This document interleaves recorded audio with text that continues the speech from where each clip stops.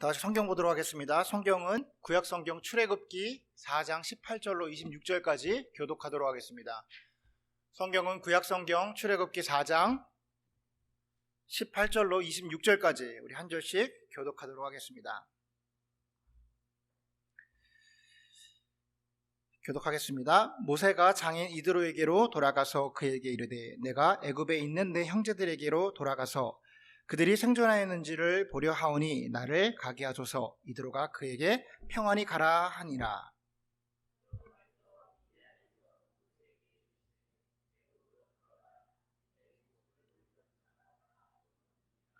모세가 그 아내와 아들들을 나귀에 태우고 애굽으로 돌아가는데 하나님의 지팡이를 손에 잡았더라.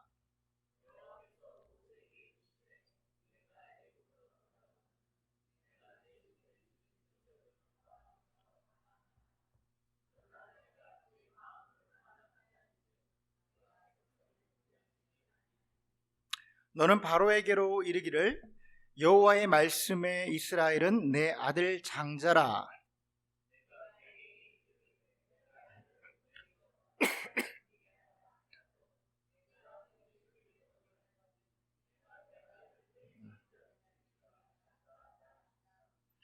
여호와께서 기르의 숙소에서 모세를 만나사 그를 죽이려 하시는지라.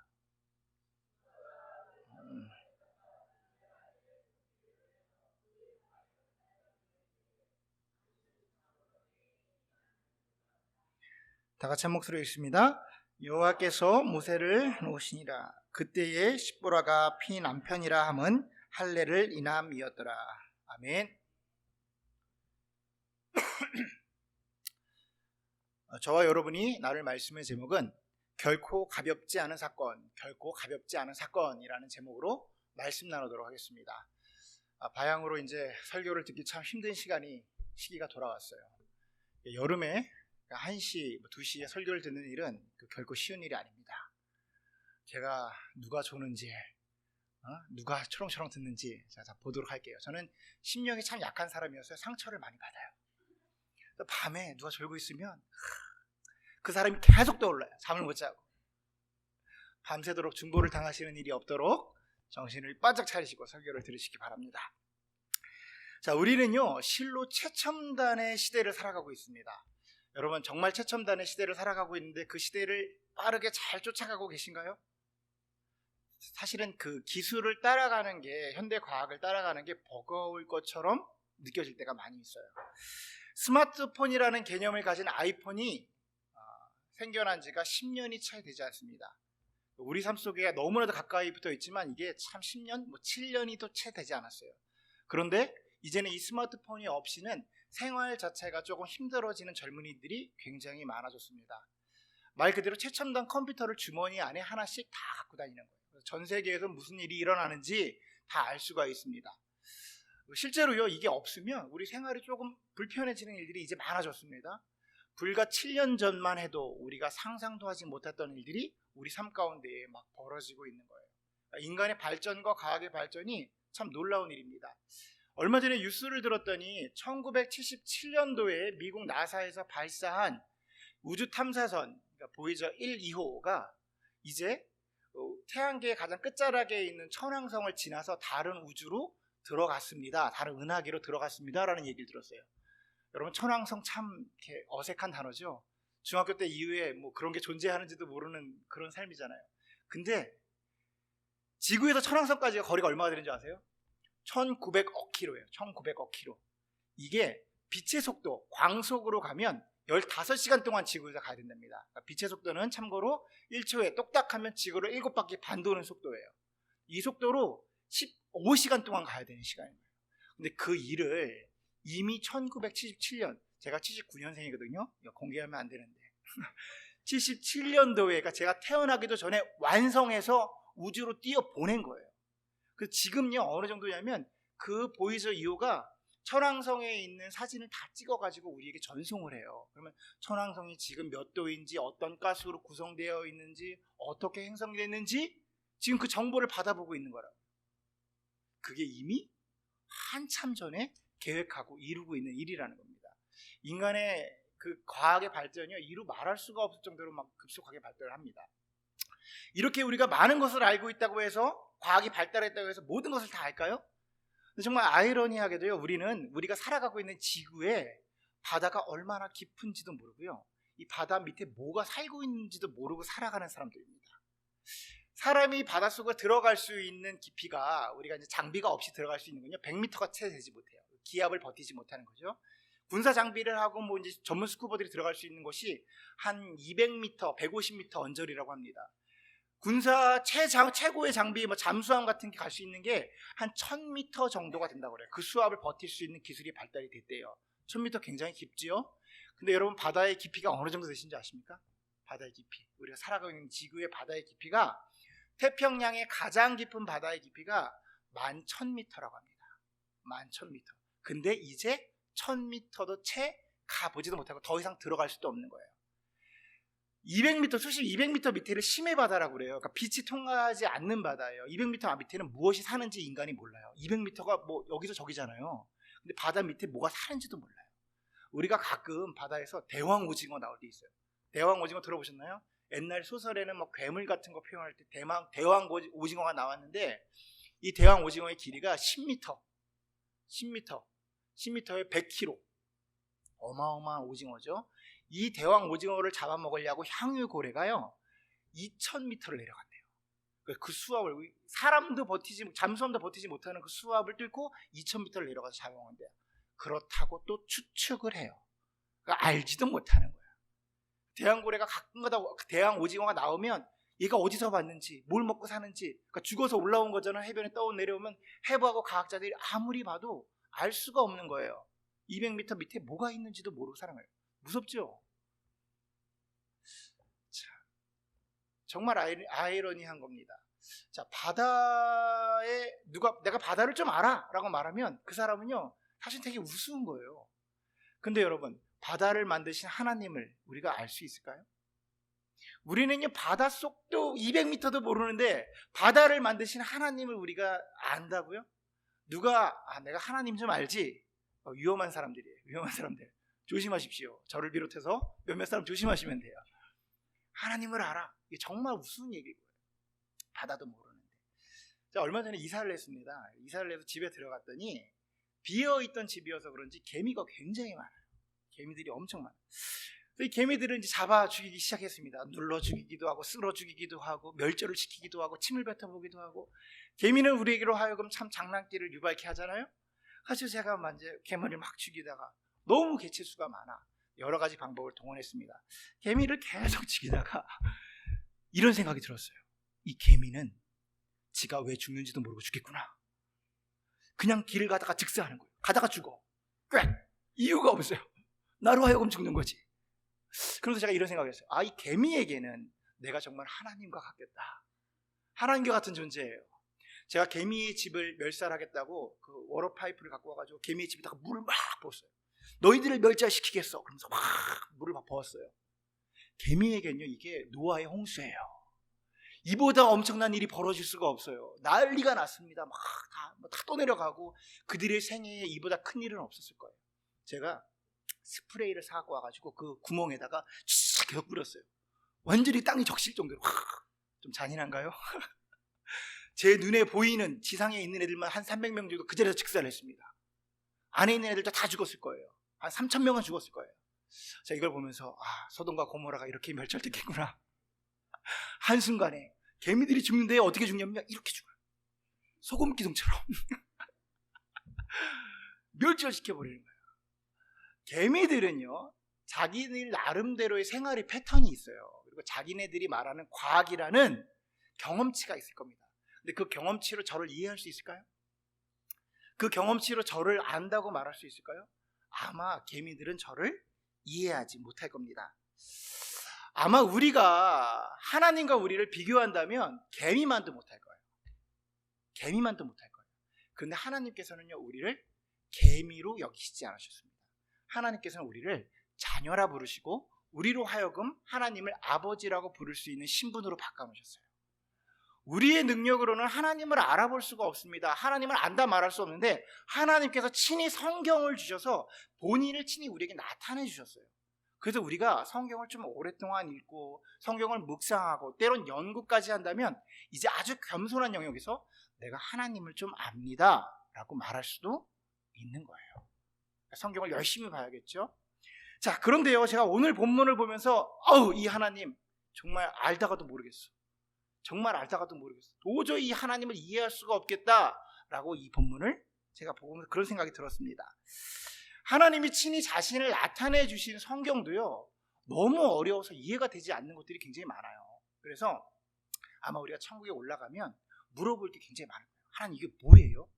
그렇게 물어볼 구절들이 굉장히 많아요.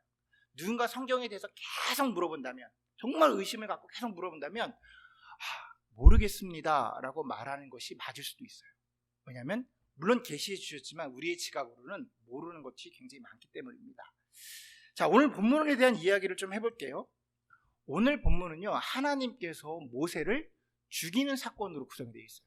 하나님이 모세를 죽이겠다고 달려드는 사건으로 구성되어 있다는 거예요.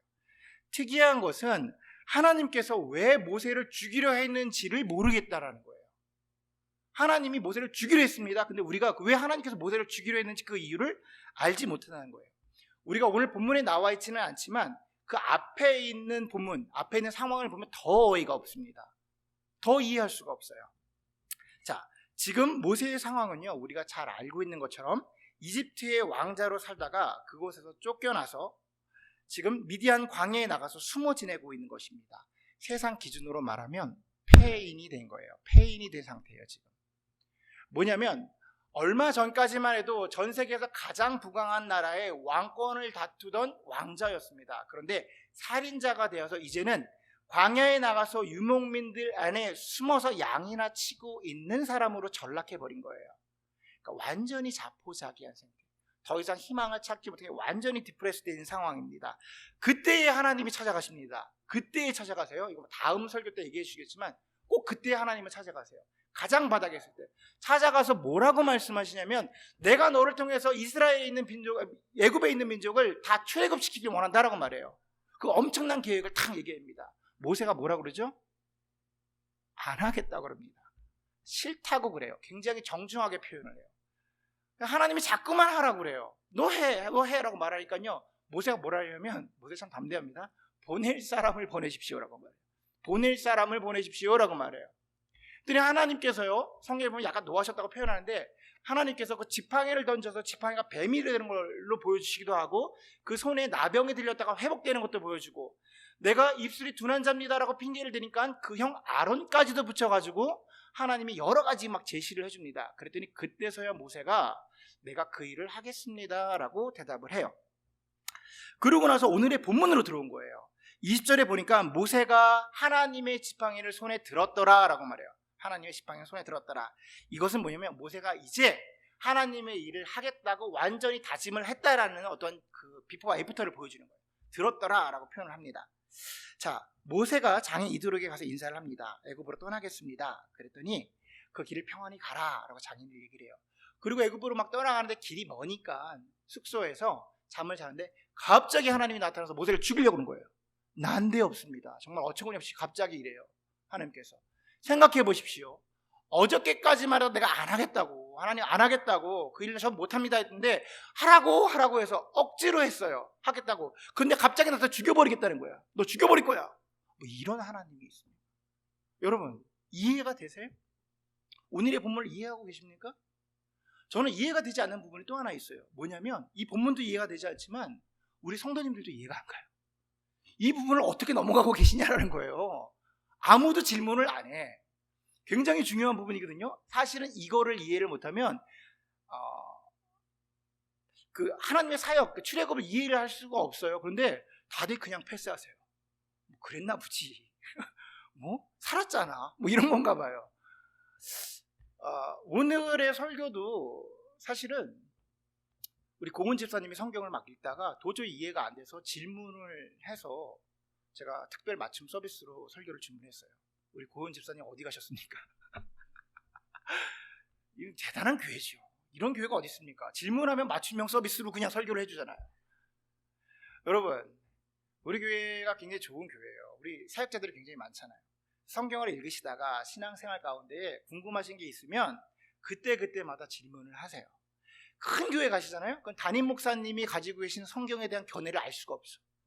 왜냐면 그분이 잘못돼서가 아니라 바쁘니까 제가 물어볼 수가 없는 거예요. 뭐 성경을 갖고 만나려면 예약해야 되잖아요. 우리 교회는요, 인구 비례당 교육자가 굉장히 많아요. 우리 교육자를 사용하셔서 그 신앙생활에 큰 도움이 되시기를 간절히 소원합니다. 교육자를 많이 사용하세요. 다시 본문으로 한번 돌아와 봅시다. 그러니까 무슨 소리냐면 갑자기 하나님이 모세를 죽이려고 했단 말이에요. 근데 그 이유가 무엇이었냐라는 겁니다. 우리가 그 이유를 알기 위해서는 십보라의 행동을 보면 알 수가 있어요. 십보라의 행동을 보면, 자, 우리 본문 25절에서 26절, 본문 25절에서 26절로 영상을 보면서 다 같이 한번 한 목소리로 읽어보겠습니다. 다 같이 읽습니다. 시작.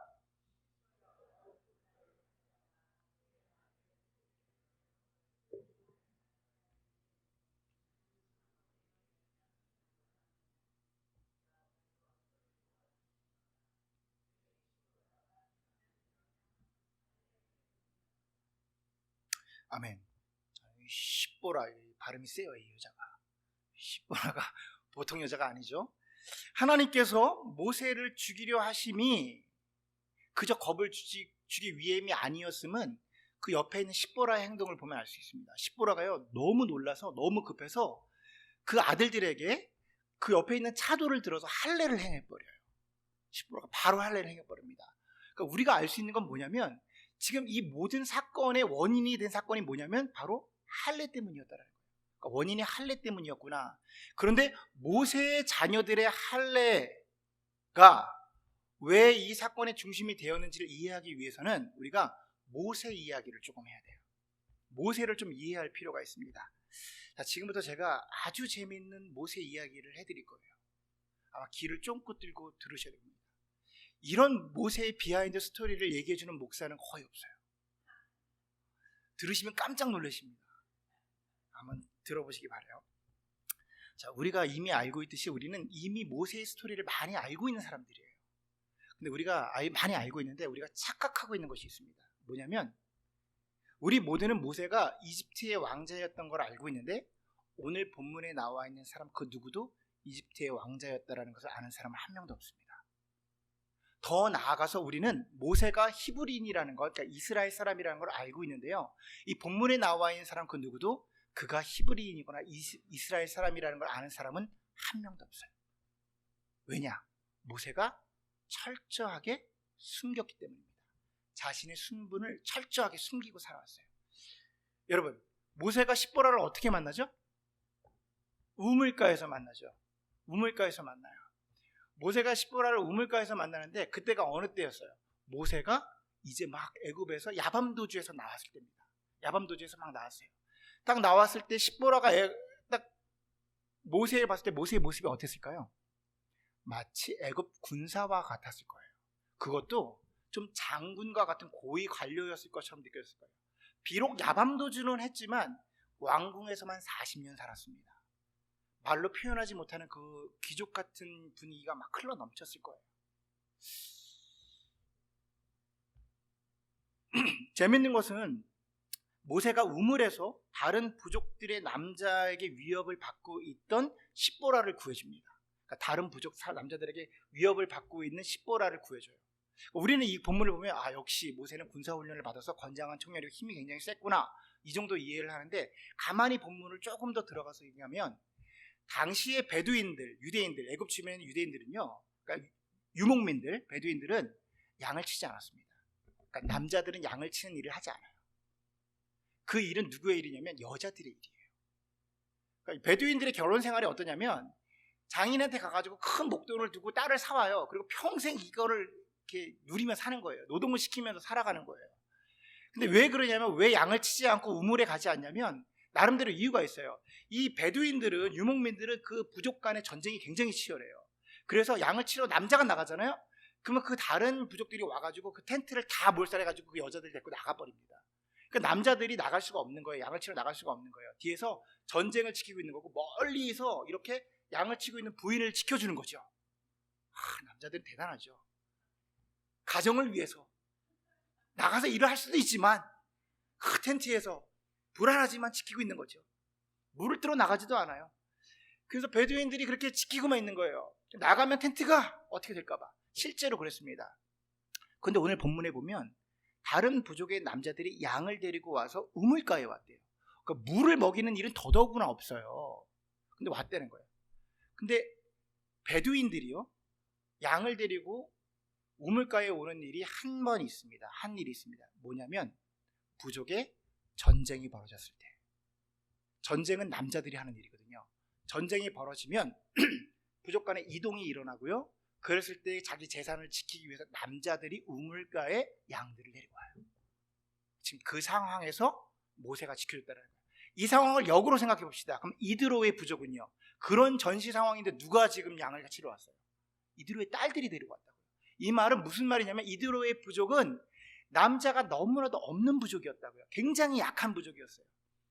그 약한 부족이니까 이드로가 모세를 보자마자 뭐라 그래요? 내 딸이 7명인데 아무렇지 해서 가지라고 그래요. 할렐루야. 모세가 깜짝 놀라죠.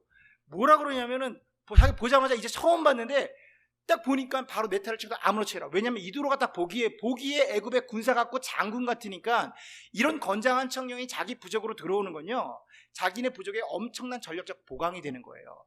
그러고 나서 결혼을 시키자마자 뭘 시키냐면 바로 후계자로 집어넣어버려요. 바로 후계자로. 근데 베두인들은요, 혈족 사회예요. 그러니까 자기네 혈족이 아니고서는 후계자가 될 수가 없다고요. 그런데 이드로가 바로 그냥 후계자를 삼아버려요. 이 말은 그만큼 약했던 부족이고 그만큼 또한 또 뭐 건장한 청년, 뭐 체격을 갖고 있었다라고 추측을 해볼 수가 있습니다. 모세는 자신이 가야 할 곳이 필요했습니다. 광야에서. 그런데 자기를 원하는 곳이 있는 거예요.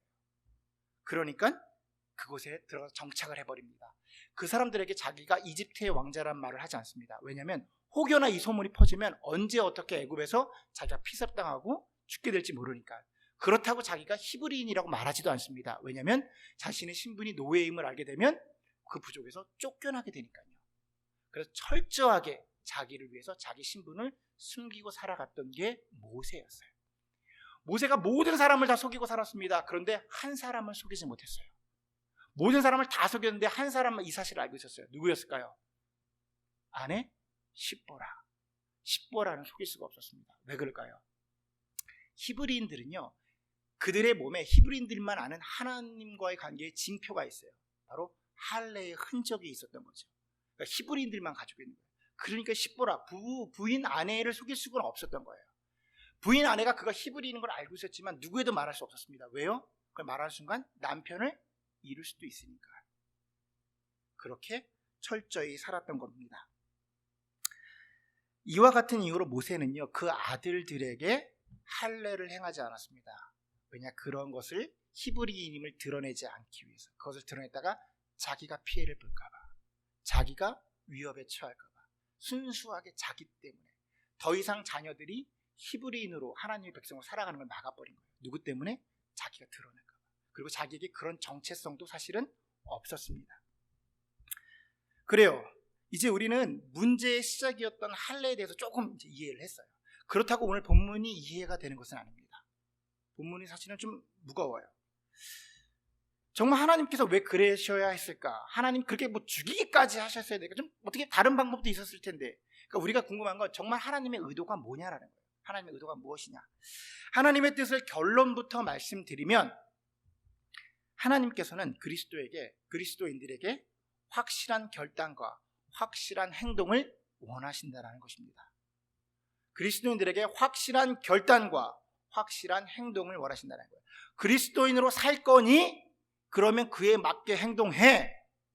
이게 하나님의 뜻이에요. 하나님이 모세를 이렇게 계속 그리스도인으로 데려가고 이렇게 그리스도인에게 나의 일을 하라고 말하죠. 우리가 예수 믿을 때 교회나 그렇고 뭐 모든 목사님이나 하나님도 그렇고 예수님 믿어볼래요? 우리 예수님 믿으세요? 권유도 하고 권면도 하고 뭐 근데 이 안에 들어오게 되면 어떻게 돼요? 정지하잖아요. 수요 예배 왜 안 나왔냐 그러고 똑바로 살라 그러고 막 지금 저도 그러고 있잖아요. 무슨 소리냐면 하나님께서는 믿기 전까지 그래 너네가 몰랐어? 내가 하나님임을 나타내 주세요. 근데 너희가 결단하라 그래요. 모세가 언제 결단하죠? 지팡이를 들자. 지팡이를 들잖아요. 그때 뭐 이유를 어떻게 합니까? 바로 다음날 나타나셔가지고 막 죽이려고 그러시죠. 우리가 이제 극한 상황이지만 하나님께서는 우리를 바라보시면 너네가 그리스도인으로 살 거야? 그럼 그것에 맞게 살아. 근데 걸맞게 살아. 우리에게 선택권을 주시고요. 선택을 하잖아요. 그것대로 살아라고 말하는 거예요. 여러분 이게 언약입니다. 우리가 남자와 여자가 결혼할 때요. 남자가 결혼할 때 남자가 프로포즈를 해요. 앞으로 나와 함께 당신을 뭐 삼키며 우리 가족을 만들어 삽시다 라고 말해요. 이게 뭐예요? 선포인가요? 권유예요. 선택권을 주는 거예요. 여자한테. 여자가 받아들이는 순간 어떻게 되는 거예요? 언약이 체결되는 거죠. 함께 그렇게 살겠다고 하는 거예요. 함께 살겠다. 그 순간부터 어떻게 살아요? 함께 협력해서 그의 포지션에 맞게 살아가야 된다고요. 그 전까지는 자기 마음대로 살아도 상관없다고요. 다른 남자를 만나도 상관없고 다르게 돈을 헤프게 쓰고 살아도 상관이 없다고요. 그런데 언약이 이루어지는 순간 그것에 맞게 결혼 생활을 나가야 되는 거예요. 하나님과의 관계도 마찬가지라는 겁니다. 하나님께서 너희가 살려고 우리에게 찬스를 주셨습니까? 우리가 결단을 하잖아요. 살겠습니다 하는 순간부터 그것에 맞게 행동을 해야 된다는 거예요. 그게 그리스도의 삶이라는 거예요. 우리가 본문을 보면서 의아하게 느껴지는 게 있어요. 우리가 의아하게 느껴지는 것은 뭐냐면 모세는 안 한다고 그랬는데 하나님이 시키셨잖아요. 그러면서 왜 하나님이 이렇게 하시냐는 겁니다. 그러니까 우리가 느껴지기에 하나님 좀 심한 거 아니에요? 라고 말하거든요. 하나님 좀 심한 거 아니에요? 하지만 우리가 하나님의 마음을 묵상하지 못했기 때문입니다. 솔직히 말씀드리면요, 모세는요 그 자리에서 즉사를 당해도 아무런 할 말이 없는 사람이었습니다. 그 이유는 모세가 하나님이 하신 일을 가치 없게 여겼기 때문이에요. 모세가 하나님이 하신 일을 가치 없게 여겼기 때문이에요. 다시 말해서 하나님을 무시한 겁니다. 하나님은 모세에게 무시당하셨어요. 하나님은 그런 존재가 아니십니다. 여러분, 하나님께서 모세에게 보여주셨던 일은요 결코 가볍게 여길 수 없는 일이었어요. 하나님께서 모세에게 행하신 일은 결코 가볍게 여길 수 없는 일이었다고요. 무엇이냐면 하나님께서 직접 모세에게 나타나셔서 모세에게 뭐라고 말씀하시면 나의 뒷모습까지 보여주셨어요. 신학적인 입장에서 하나님의 임재를 관련해서 말한다면 모세보다 하나님을 더 구체적으로 경험한 사람은 아무도 없다고요. 모세 이전에도요 하나님의 역사는 있었습니다. 하지만 모세처럼 만난 사람은 없어요. 근데 그 현현 가운데에 모세에게요 하나님이 지팡이도 보여주시고 하나님 뭐 문둥병자가 되는 것도 보여주시고 하나님께 아론까지도 사용하는 일까지 다 보여주셨다고요. 하나님이 그렇게까지 나타나 주셨는데 모세가 이렇게 행동을 할 수가 없었다라는 겁니다. 여러분 이 순간요 모세가 바로 알고 있었어요. 아 이게 하나님이구나. 그 모르겠습니까? 생각해 보십시오. 사무엘은요 하나님께서 하나님의 음성 한마디만 듣고 주님 제게 말씀하십시오. 제가 듣겠나이다. 이 한마디로 평생을 살아버려요. 베드로는요 모세와 엘리야 변호사에서 모세와 엘리야를 보고 내가 초막사슬 짓고 여기다 평생 살겠습니다 말해버렸다고요. 혹여 하나님이 정말 나에게 그렇게 해주시면 감사했지만 나한테 그렇게 나타나신다면요 저는요 고개도 들지 말고 부들부들 바닥에 떨고 있을 거예요. 그렇게 평생을 살아갈 거라고요. 근데 모세 뭐라고 말해요? 모세에게는요 그 뒷모습까지 보여주고 아주 구체적으로 나타나셨단 말이에요. 이루 말할 수 없을 정도로.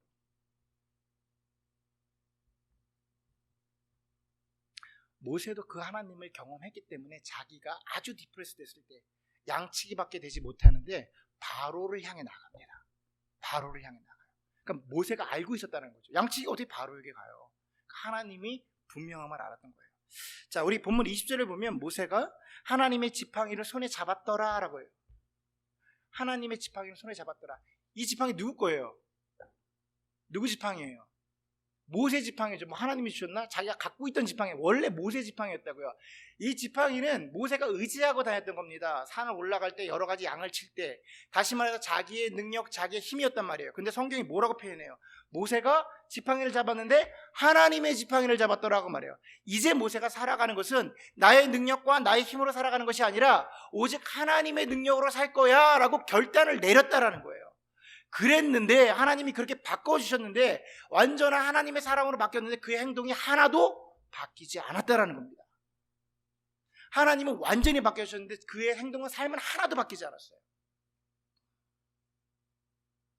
하나님께서 출애굽시키라고, 이스라엘 백성을 출애굽시키라고 그 엄청난 일에, 이스라엘 백성을 통해서 이제 나의 백성으로 만들 거야, 그 일에 네가 대장 될 거야 라고 보내주셨는데요, 그 일 가운데에 그 일을 준비하면서 자기의 자녀들도 말하지 않은 겁니다. 준비시키지 않은 거예요. 하나님이 어떻게 생각하셨을까요? 불쾌하셨습니다. 하나님이요, 무시당했어요. 지금 뭐야? 우리가 사람들끼리 조금만 무시당해도, 조금만 대우를 못 받아도 지금 뭐 하는 거야? 나한테 왜 이래? 안 봐. 정말 그 경험 없는 사람 아니야? 이렇게 말할 때가 있어요. 근데 하나님이 행하신 일이요, 결코 가벼운 일이 아니었다라는 거예요. 근데 모세가 무시했다라는 겁니다. 왜요? 왜 무시했어요? 왜 할례 행하지 않았어요? 왜 준비시키지 않았어요? 자기가 피해를 볼까 봐. 자기가 혹여 조금이라도 실수를 받을까 봐.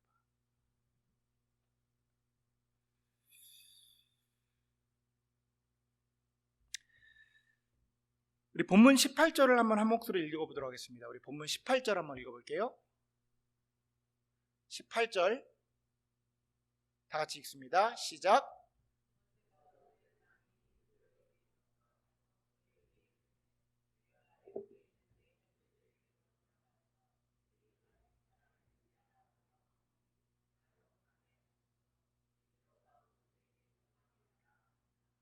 아멘. 여러분, 이제 우리가 이 본문을 보면 모세의 비하인드 스토리를 이제 알게 됐으니까 처음에 읽을 때랑 좀 분위기가 틀려지죠. 모세가 그 장인 이드로에게 돌아가서 그에게 이르되 내가 애굽에 있는 내 형제들을 돌아가겠습니다. 그러니까 아직 살아있는지 보겠습니다. 이드로는 이걸 누구라고 생각했을까요? 애굽 사람들이라고 생각했겠죠. 당연하죠. 근데 모세가 몰랐을까요? 모세가 알았다고요. 이드로가 그렇게 생각할 거라는 걸 알고 있었어요. 그래서 잠깐 갔다 오겠습니다. 간 거예요. 지금 뭐 한 거예요? 세상의 풍조에 따라서 처세술을 취한 거예요. 왜냐? 자기가 하나님의 일을 하는데 얼렁뚱땅 은근슬쩍 걸치면서 넘어갔단 말이에요. 하나님 그게 보기 싫었단 말이에요. 하나님의 일을 하러 가는데 은근슬쩍 넘어가는 거예요. 왜? 자기한테 피해가 올까 봐. 여러분, 지금 모세가 하는 행동은요, 하나님의 임재를 경험한 사람에게는 나올 수 있는 행동이 아닙니다. 하나님의 일을 하긴 하는데 대충 설렁설렁 하고 있는 거죠. 그런데요, 하나님이 행하신 일은요, 이런 행동을 할 수 없을 정도의 엄청난 일을 모세에게 보이신 거예요. 그러니까 다시 말해서 하나님이 지금 모세에게 너무 처참하게 무시당하신 거예요. 모세가 그 일을 한 겁니다. 여러분, 모세 이야기를 계속해서 했는데요, 우리 이야기 한번 해볼까요? 우리는 어떤가요? 하나님을 무시하고 우리는 그러지 않잖아요. 우리는 중요한 건 그의 놀라운 일을 경험할 거거나 보지는 못했으니까 우리는 무시할 수가 없지 않습니까? 제가 하나님의 마음을 알 수는 없습니다. 그런데 오늘의 본문의 기준으로 얘기를 한다면, 저를 비롯해서 지금 이 방에 계신 분들, 그 상당수의 많은 분들은요, 즉사를 당해도 수십 번은 당하셨어요. 즉사를 가다가 그냥 눌러 죽임을 당해도 몇 번을 당하셨던 분들 이 자리에 계십니다. 왜냐고요? 우리가 하나님의 말씀을 순종하지 않아서, 하나님 말씀대로 살지 않아서? 아닙니다. 왜냐하면 하나님께서 우리에게 보여주신 일이 모세에게 보인 일보다 훨씬 더 큰 일이시기 때문이에요.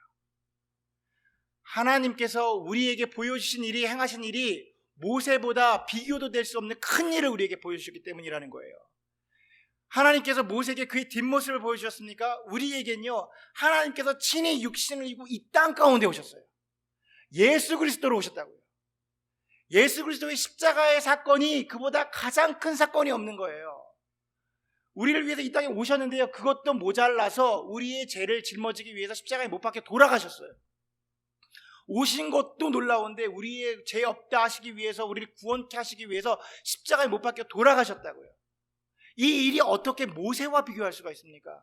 모세 뒷모습 조금 봤습니까? 우리는 하나님 예수 그리스도를 봤다고요. 근데 어떻게 봤어요? 예수 그리스도를 우리 마음으로 받아들일 때 봤단 말이에요. 예수 그리스도를 받아들이는 사건은요, 예수님께서 이 땅에 오신 것은요, 나를 위해 오신 거예요. 우리 모두를 위해 오셨다고요? 아니요. 나를 위해 오셨어요. 나를 위해 오심을 받아들인 사람이 우리 모두를 위해 오셨구나 말씀하실 수가 있는 거예요.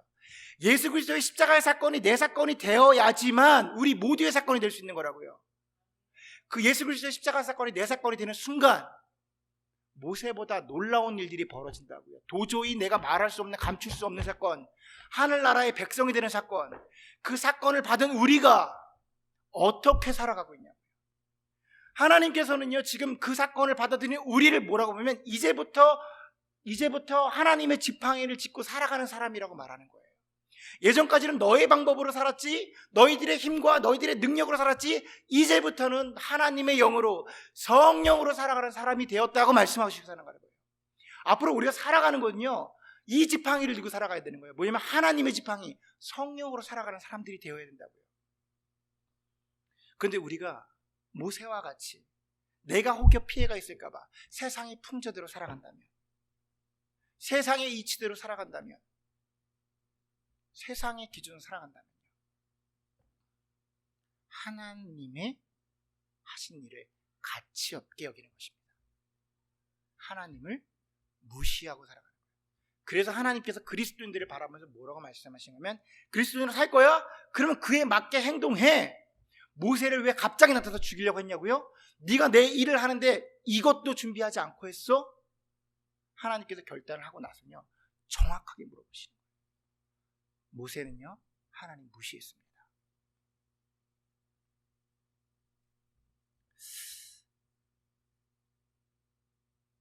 우리는 아마 죽어도 수십 번은 죽었을 거예요. 저 같은 경우는 수백 번. 죄인 중에 괴수거든요. 그냥 멸살을 막 이렇게 개미처럼 멸살을 당해도 많은데, 제가 지금까지 살아있는, 또한 여러분이 지금까지 살아있는 이유가 뭘까요? 그 또한 예수 그리스도의 보혈의 피입니다. 모세가 죽게 되었을 때 십보라가 뭐하죠? 그 양피를 던집니다. 피를 흘리는 언약을 행해요. 그것까지 예수님이 하셨어요. 피를 흘려 보혈의 피로 우리에게 피를 뿌리셔서 우리가 하나님의 자녀라고 확증시켜 버리셨어요. 이 또한 하나님의 은혜인 거예요. 제가 비유 하나 드릴게요. 여러분, 비유가 좀 세지만 원래 저는 표현이 세니까 이해하시고, 예를 들어서 제가 이제 길을 가는데 스마트폰을 막 보면서 정신없이 가는 거예요.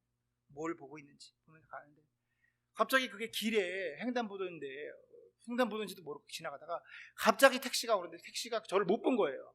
그래서 저를 갑자기 치는 겁니다. 근데 저는 이 이어폰을 끼고 있어서 모르는 거예요. 그래서 딱 죽게 되는데 택시를 보는데 끼 그러고 있는데 누가 갑자기 와서 저를 탁 밀어버리면서 대신 쳐서 죽어버린 거예요. 죽었어, 그 자리에서.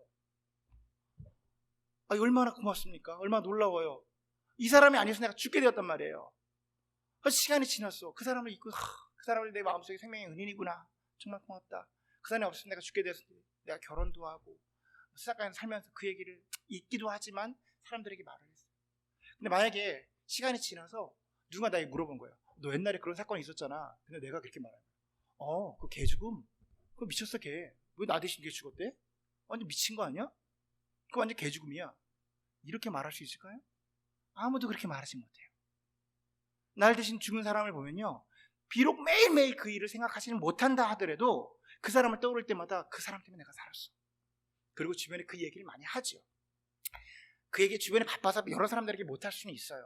가서 나 옛날에 죽을 뻔했었는데 누가 날 살려줘서 이렇게 못할 수도 있다고, 환경에 따라. 그런데 누구한테는 그 얘기 꼭 하죠? 자녀들한테 한다고요. 옛날에 아빠가 나 죽을 뻔했었는데 누군가 날 살려줬어. 그 사람 이름도 잘 모르지만 정말 고마운 사람이야. 근데 그 아이들에게 그 사람 완전 개죽음이야. 그거 미쳤어. 이게 말하는 사람이 한 명도 없다고요. 그 사람의 죽음은 개죽음이 될 수가 없어요. 나의 생명을 살렸기 때문에. 그 자녀들에게 말하게 된단 말이에요. 여러분, 제가 그리스도 안에서 권면 하나 드리겠습니다. 이 세상 가운데 그리스도인으로 살아가는 건 쉽지가 않아요. 우리가 바빠요. 그리고 나 하나 건재하고 살아가기가 쉽지가 않습니다. 실제로 생활 가운데에 그리스도가 아니라고 해도 살아가기가 힘든 세상을 우리가 살아가고 있어요. 너무나도 분주하고 바쁘세요. 그런데 하나님이 우리에게 행하신 일은요, 그렇게 가치 없는 일이 아니에요. 제가 100분 이해해 드릴게요. 제가 이해할 일은 아니지만 하나님이 이해했다고 칩시다. 우리가 바빠서 복음을 못 전하고 새로운 사람을 만나서 섬기고 헌신을 못했다고 칩시다. 그런데 우리가 우리 자녀에게도 못합니까? 우리 자녀에게도 못해요. 거기까지 우리가 핑계가 될 수 있을까요? 하늘나라 가서? 지금 이 교회예요. 세상 교회에 중직자들, 장로님, 권사님들 가정, 이분 목사님 가정, 신앙생활 안 하는 자녀들 엄청 많아요. 우리 시대예요. 저희 시대예요. 저희 부모님 시대에 우리 권사님들 자리에 계시지만 1970년도, 80년도, 90년도 엄청난 은혜의 시대를 지냈어요. 그 당시 때 기록을 보면 뭐라고 표현하면요, 부흥 강사들이 성령을 바켓으로 부었대. 이렇게까지도 표현해요. 다들 쓰러지기도 하고 엄청난 경험을, 성령을 경험했던 세대라고요. 근데 그 자녀들 지금 다 어디가 있습니까? 그 자녀들 다 어디가 있어요? 하나님 경험 못 하셨어요? 우리 다 경험한 사람들이라고요. 우리가 자녀들도 앉혀놓지 못하는 건요, 자녀들에게도 신앙생활 주지 못하는 것은, 못하게 하는 것은, 그렇게 기회하지 못한 것은 전적으로 책임이 부모에게 있는 거예요. 제가 앞에서 강단에서 이런 얘기하는 게 굉장히 두렵습니다. 왜냐하면 저도 부모잖아요. 자식 마음대로 되는 거 아니잖아요. 그런데 성경은요, 그 책임 분명 부모에게 묻고 있어요. 길을 나갈 때나, 앉아있을 때나, 누워있을 때나 그 말씀을 묵상시키라고 말을 해요. 누구에게 권한을 다 줘요? 부모에게 있습니다. 여러분, 우리는요, 이 말씀에 대해서 책임이 있는 교회를 살고 있어요. 다음 세대를 준비하는 교회라고 표대만 걸고 있습니까? 아니요. 앉혀놓으셔야 돼요. 전 지금도 진우를 두고 기도를 하는데 두려움이 있어요. 아마 우리 주변 집사님들이 진우는 뭐 교회도 열심히 다니고 착하고, 저 그랬어요. 저 어렸을 때 저 그랬어요. 얼마나 신앙이 좋았는데, 아주 그냥 얼마나 좋은지 몰라요. 제가 어렸을 때 감기가 걸리잖아요. 그럼 엄마가 그 옛날에는 약국도 문 일찍 닫고 막 그랬잖아요. 어떡하니 그러면 엄마, 나를 성전으로 데려다 줘. 내가 하나님께 기도를 해야 될 것 같아. 안 믿으시는 분 3명 정도 발견했습니다. 지금 제가 뭐 지어내는 것 같아요. 우리 어머니 3자 대면할 수가 있어요. 어머니, 나를 성전으로 데려다 줘. 내가 하나님께 기도를 해야 될 것 같아. 이랬던 줄 알고. 목사님 가정에서 태어나서 내가 사무엘인 줄 알았어. 중학교 때 조금씩 방황하기 시작합니다. 제가 많은 거를 이제 공개한 것처럼 오토바이를 타고 술을 처먹고 사상의 풍조에 저보다 1등이 있었을까요? 뭐 이루 말할 수가 없습니다. 공개하면 오늘의 설교가 은혜가 되지 않을까 봐. 그럼 우리 아버님은 목사님이었다고요. 우리 어머님, 장로님 지금 아이고 이 설교 듣고 계시던데.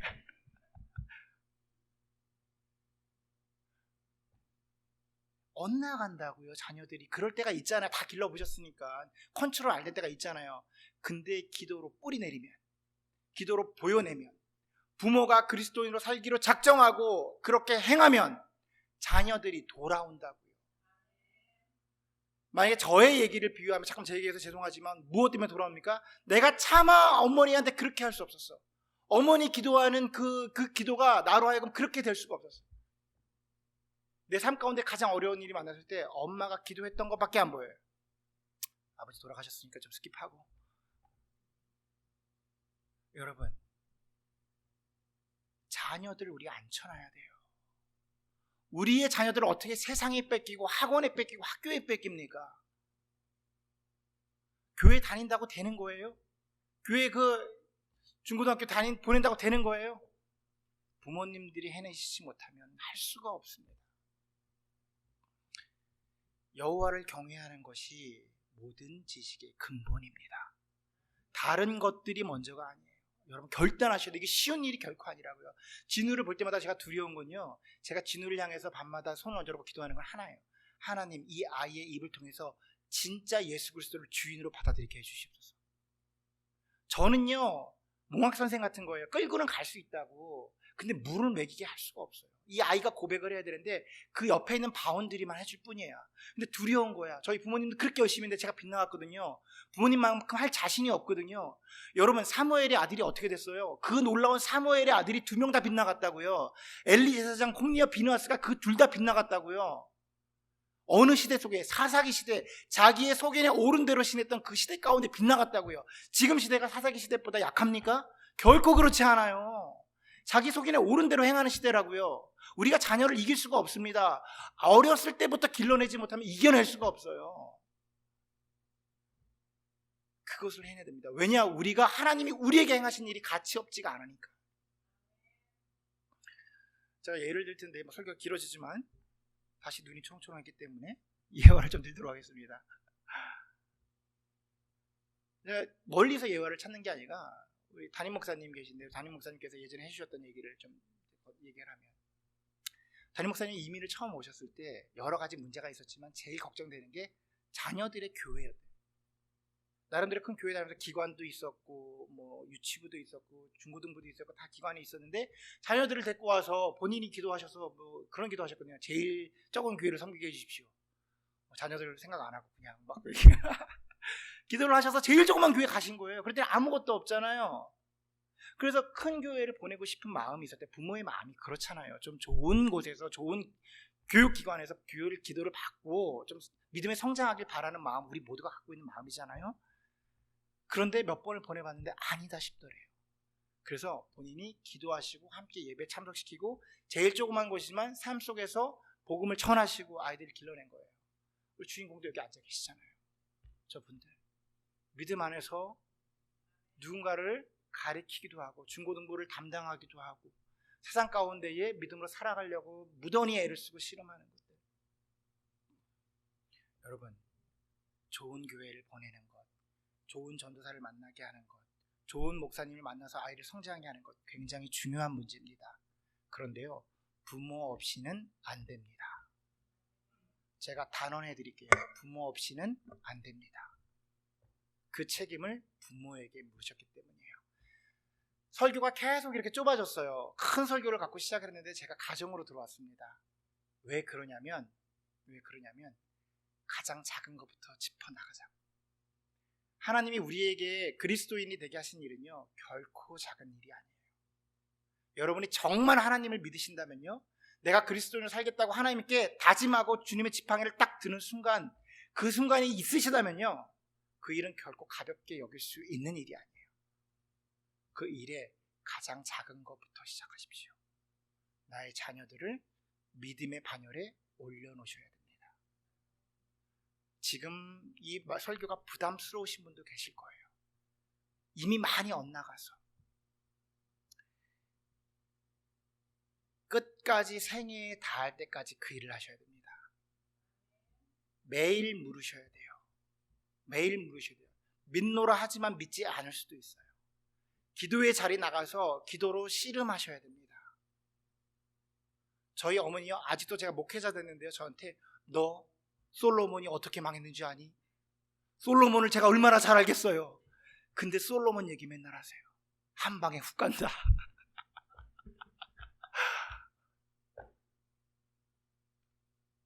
부모의 영역이 있다고요.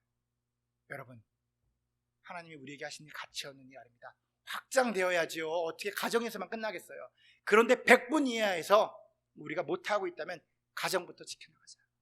우리 다음 세대 만드는 교회잖아요. 우리 다음 세대부터 만들어 나가자. 그 후에 우리가 그리스도로 살아갈 때 그것에 결단한 것처럼 그에 맞게 살아가시는 우리 귀한 성도님들 되시기를 간절히 소원합니다. 아멘.